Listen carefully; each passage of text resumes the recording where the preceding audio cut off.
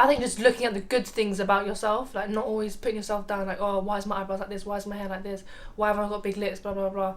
Just like appreciating yourself and loving the good stuff about yourself, and not always putting yourself down because someone else is prettier than you or someone else has a bigger body than you, like a nicer body than you.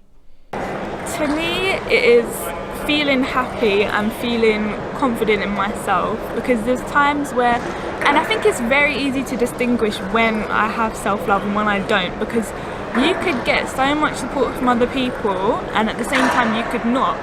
But the only way you could change how you're feeling is through your own self, and I know that for a fact, because I could have all the negativity in the world around me, but if I'm on a high and I'm feeling good, then nothing else is going to affect me. So I think it's really important to have that self-love and to just feel empowered.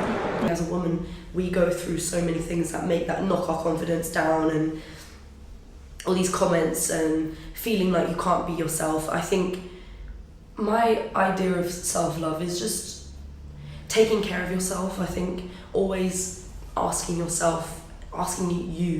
if what you're doing is right, always thinking about what your next steps are in life, always figuring out your emotions in the time as well. Just taking care of you. I think the smallest things. If you need a day off, if you need a day where you need to get away from people, if you need a day where you need to get away from social media, you need a day where you just want to be in your own with yourself. I think reading a book, listening to your favourite music, putting on makeup, as much makeup as you want, even if it's from the most simple to drag makeup. If you enjoy it, you should always just do it.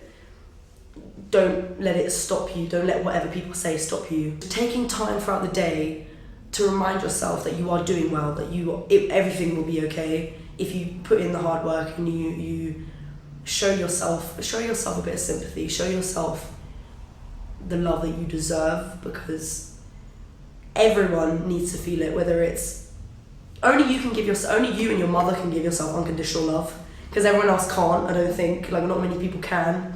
And I think once you establish that you need to give yourself that unconditional love, you need to always be there for yourself. You need to always recognize when you're down. You need to recognize when you're down and always focus on how to make yourself better. Don't let yourself kind of stay down. Surround yourself with good people. Surround yourself with family that love you.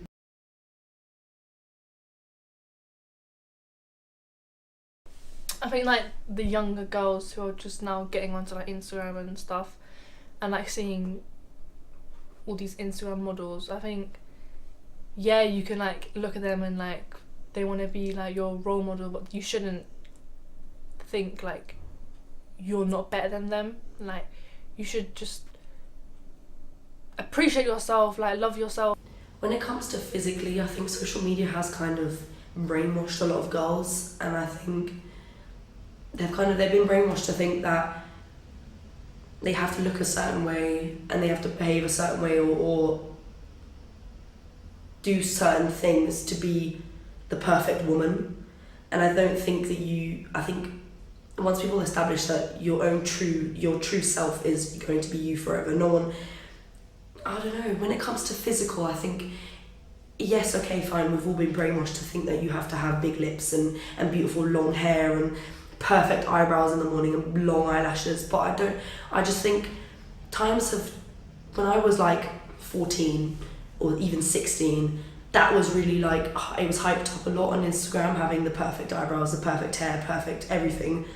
And I think as time has gone by, like in this time, in this day and age, I think we're steering away from physical looks now. I think people are trying to focus on what they are inside and who they are and focusing on their own happiness. I think with social media, it plays a massive part in all of us. Like, I know I spend way too much time on it, and I'm not even the worst that there is. Like, people are just on there 24/7, and I feel like, yeah, there's times where like you can be scrolling through and you're seeing all these people that you're like, oh my gosh, I've never looked like this in my life. Like, how am I even going to compete with them?